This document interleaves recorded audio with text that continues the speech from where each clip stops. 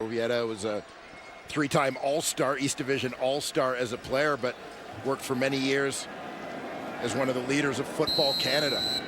In charge of amateur football in this country. He coached junior football, coached high school football. Deontay Spencer cutting back for 85, and Sowieta is also a high school coach, restaurant entrepreneur. Mostly he was a huge football fan, and our condolences to his family and of course the family of Ottawa football. Sowieta did so much in this community. He was from the nation's capital. First and 10 for Harris.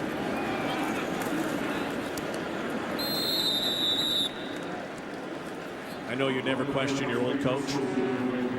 What did you want to go for that touchdown? Yeah, I would have, as I suggested. I mean, I'd have,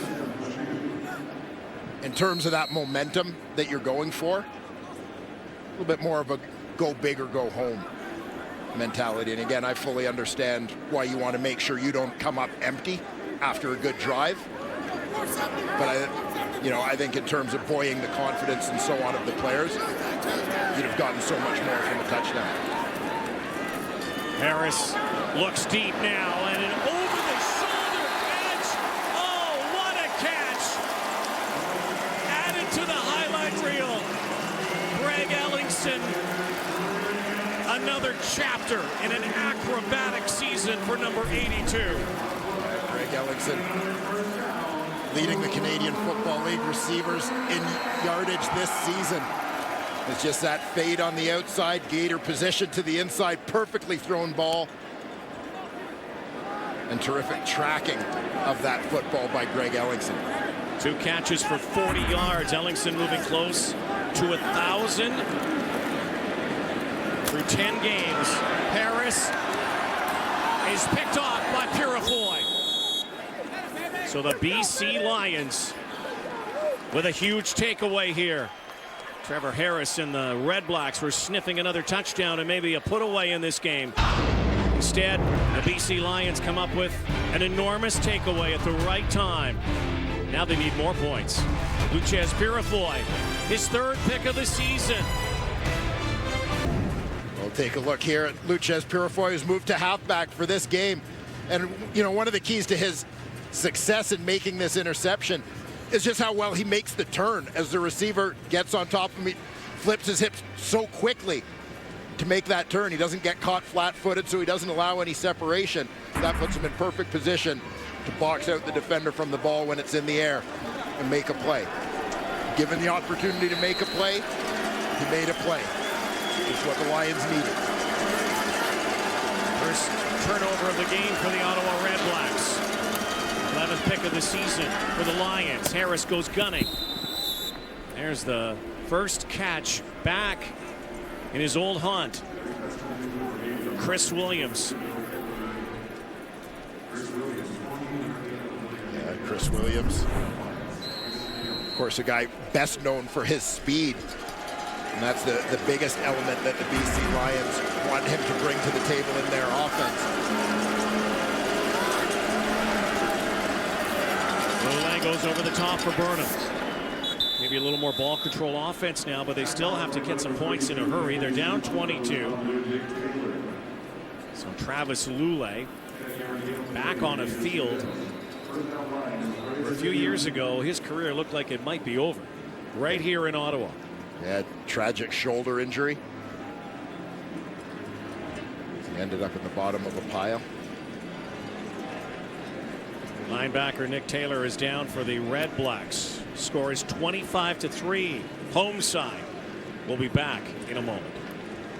And this is a moment here in Ottawa Travis Lule would like to forget. Just under 3 years ago, September 5th, 2014. He ended up in a heap at the bottom of a pile with his chronically injured right shoulder. Injured again, what he would describe as the low point of his career as he walked off that field and genuinely wondered if he would ever play football again. Then, of course, rehabbed it and started feeling better. He told us about the journey back, how tough it was, and he lives his life by the mantra, the acronym ABC, adversity builds character. And sure enough, here he is 3 years later, back on this field, trying to lead his team back into this ball game. Going deep again for Manny. Well, you heard the guys talk at halftime about how Manny Arsenault had been the one positive offensively for the BC Lions in the first half of this football game. No question that factors into Travis Lulay's desire to get him involved here in the third quarter. Arsenault, a notorious big play receiver, actually comes into this game averaging under 10 yards a catch. Came in at 9.8 after he averaged almost 15 yards a catch last season. Numbers a little down for the Manny show this year, but Lulay trying to zip it in. And over the middle for Burnham. Misconnect that time. Burnham reacted as if he felt that he had been bumped a little bit there, but the Lions used their challenge in the first half of this ball game, so even if he was, it is moot. He's jawing down there as well. Yeah, maybe a little bit of a forearm on hip, but certainly nothing worthy of a flag. Tylon right to Deontay Spencer, who's looking right in the sun and trying to shield his eyes. Cutting back and cutting again, and look out now! This guy can fly. Spencer being chased down, forced out of bounds after a big return. And it didn't start that way. Caught that ball looking through his visor. Next thing you know, he was around the corner and the vapor trail. And it's one that you wondered a little bit if, he was so busy shielding the sun that maybe lost track of where he was on the field. You wondered if he might have wanted to let that one bounce into the end zone. But the decision to field it proves to be a great one as Deontay Spencer turns it into fantastic field position for the Ottawa Redblacks. Another great starting point for the Redblacks. Another time they start on BC's side of the field. Madu. Minimal gain, maybe to the line of scrimmage. Tony Burnett laid his shoulder into him. Yeah, nice secondary run support there to kind of string it out and not allow Moses Madu a spot to turn that one upfield.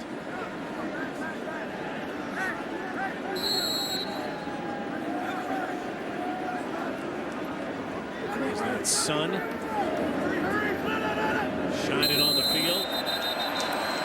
And that cadence, Trevor Harris will move the football ahead here. BC Lions jumping. BC, 78, 5-yard penalty, remains second down. David Menard. And the Lions looked a little confused leading up to the snap there. BC team that just has looked out of sorts after a good start to the season. Last couple of weeks got blown out in Saskatchewan. Had the lead against Calgary last week and lost. Getting humbled today. Harris stepping up and finding Sinopoli. Anthony Gator, the touchdown. Sinopoli, 23-yard gain. Right down inside the 20-yard line. Red zone time again for the Redblacks. And pretty good protection here, and you'll see Trevor Harris again kind of slide as he senses a little bit of pressure coming from the backside. Just slides into an open space in that pocket to slip it through to Sinopoli. What will they do this time? Madu's in the backfield. First down. Play action. Stangby far side, pushed out by TJ Lee. So likely another throwing down. Stangby has some fun over there with that north side. Complete sellout here today. They've got them everywhere. There are people sitting outside the stadium getting a chance to watch today. It's a great environment. There they are. Picnic Hill. Man coverage here. Harris drops it in. First down. Redblacks will go first and goal. And the guy who started it all close to finishing this drive, Deontay Spencer. Deontay Spencer's going to be the wide man here. He's just going to work underneath.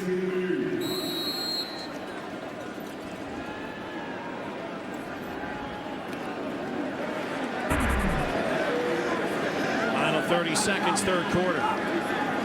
Another 300-plus yard game for Trevor Harris today. Looking to strike once more. Trying to dish that off. Awkward throw. Stangby couldn't bring it in, so they'll reset. But Trevor Harris had 3 straight games where he did not throw for over 300 yards. 394 last week, and he's got 302 in this game. Yeah, and you'll see there's a moment of indecision here, because right there, look at the open space in front of Harris, and there were a lot of calls from the stands for him to take a shot at himself, just try to run it in. You could see that a receiver was kind of sliding into space for him and tried to hang it as long as he could to make that throw. Throwing again. And touchdown! Moses Madu again. Ran one in earlier. Receiving end this time. The Redblacks are rolling.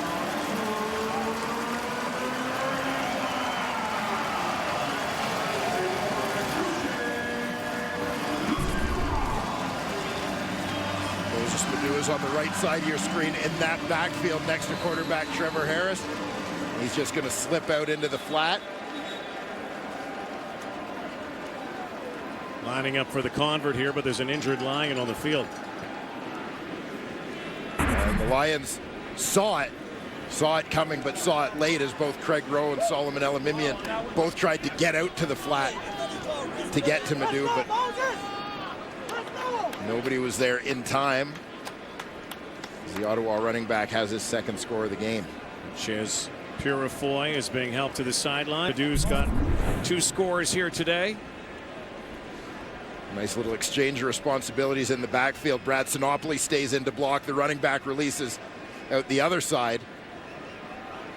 And there you saw Solomon Elamimian in pursuit. Saw Purifoy there just kind of buckling in the end zone. To get an update from the sideline, the 32-yard point after is blocked. And the Lions pick it up. They can take it the other way for 2. Saw that happen last night with Deron Carter. Something you don't see every day. Is a penalty flag down. On the final play of this third quarter. BC Lions this year trailing after 2, which they did, have not come back to win. Trailing after 3, obviously have not come back to win. So mountain to climb here today. 31-3 Ottawa. It might be the most complete Ottawa game we have seen so far. And shades of last year, the Redblacks are finally looking like champs.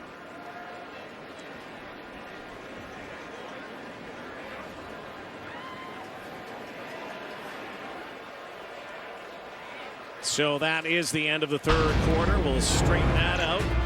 31-3 is the score. Redblacks well on their way to their 3rd win of the season. The Lions could drop their 3rd straight here in Ottawa. Slowly, it seemed, for the first quarter, kind of meandered through, and then the Ottawa Redblacks just have been lighting it up. Moses Madu has 2 touchdowns, but maybe the story of this game is Trevor Harris. Banged his hand up, went to the sideline early, seemed to have a bit of a knuckle problem, but has come back in this ball game, and he's doing what Trevor Harris has done so many times, thrown for a very high efficiency and also made some big plays. Yeah, and I think one of the big things from an Ottawa perspective in this ball game, and it goes back to last game.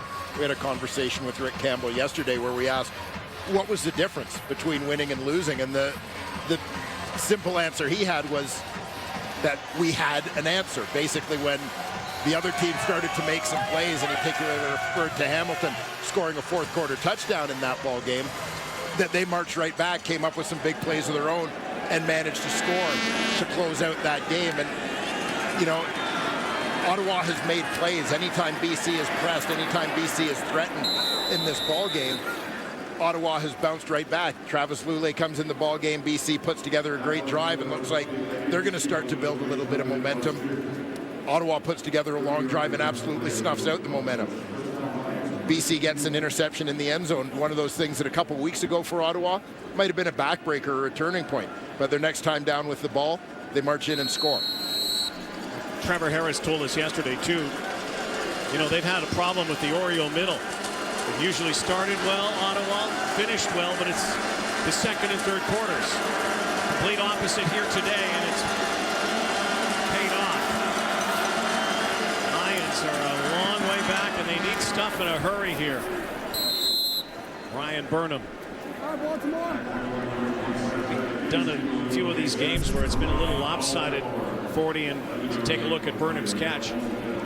What you just mentioned, what has happened is that one play early in a ball game where a team can get back in it, and they haven't been able to get back in it, it's killed them. Yeah, there's no question. It's said all the time about the game of football that the fact that there are well over 100 plays in a game, you know, and even more now as teams are going to tempo offenses and so on. So many plays in the course of a game that ultimately a game often comes down to maybe about 5 plays. And the difference is determined by who makes them and who doesn't. Second down and 1, Jeremiah Johnson. I don't think he got there. Let's see where the spot is. Had to get to the 54. BC just 4 of 13 on second down conversions. Certainly that's a story. Got to give Mark Nelson and his defense a lot of credit in this one as well. Only giving up 3 points. And a lot of that, too, would be interesting to see the breakdown on those second downs as to whether it's second and long, medium, or short. You know, as Jock talked about early in this ball game, how much that advantage goes to the defense anytime you can be successful on first down and force an offensive team into second and long situations. I would wager that Ottawa, under Mark Nelson's tutelage, has been pretty good at it today. First down for Lulay. Lions need a number of big plays. They find their way. Lulay has to dance now. Look out from behind. Travis Lulay still can scramble out of that pocket. The 33-year-old who's 10 years older than Jonathan Jennings still has that ability to escape. Yeah, you have to be so aware of that contained responsibility when Travis Lulay is in at quarterback. That time the outside rusher was Corey Tyndall, the corner, and he just got caught a little too far upfield. Big play here. Big catch here. Ryan Burnham with Jarrell Gavins draped over him like a cape. Well, Brian Burnham, as we've seen so often, he's going to release right from the left edge of your screen, and he's going right down the pipe. As soon as he has that inside position on the defender, Gavins, Lulay makes his decision that he's going there. And anytime Brian Burnham's got even the slimmest chance to make a catch, I'll take those odds with him. Lions have not registered a touchdown in this game. Won't get one here as Williams spun to the ground by Corey Tyndall. Chris Williams so happy to be back in the Canadian Football League after tearing his ACL last year, and that's a leap of faith when you go after a player who's got a torn ACL. But Wally Bono knows what he has when he has Chris Williams in the lineup. Yeah, he adds a dimension of speed like no one else in this league. saw it last year so frequently in Ottawa. Trevor Harris put up some huge numbers, a lot of which were accumulated after the catch by Chris Williams. They'll go up the middle and they will score a major. Jeremiah Johnson's dancing, but his team needs a lot more of those. Johnson, of course, another former Ottawa Redblack. Guy familiar with being in the end zone. 2015, he had 9 touchdowns in 10 games.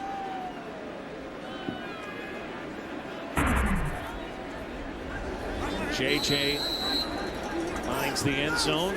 Ty Long out to make it a 3-possession game. It may look like a route from here, but remember, folks, this is the Canadian Football League. A lot of football to be played, many possessions left for each side. Anything is possible. Jeremiah Johnson used to do this wearing red and black. Now he wears orange.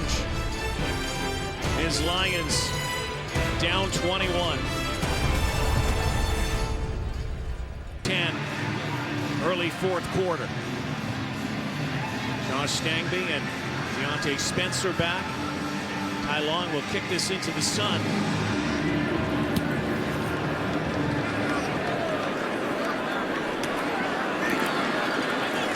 Spencer tripped up and brought down near the 28-yard line by Micah Hawley. Well, the pressure's on the BC Lions defense right here. We've seen Ottawa with a couple of long, time-consuming drives in this ball game, one of over 100 yards. They can't allow that to happen. Obviously, a 3-possession game means you need to make sure that you give your offense enough time to get in 3 possessions. Got to force 2 and outs here. Got to lock in here. Good news for the Lions. Lucas Purifoy is back.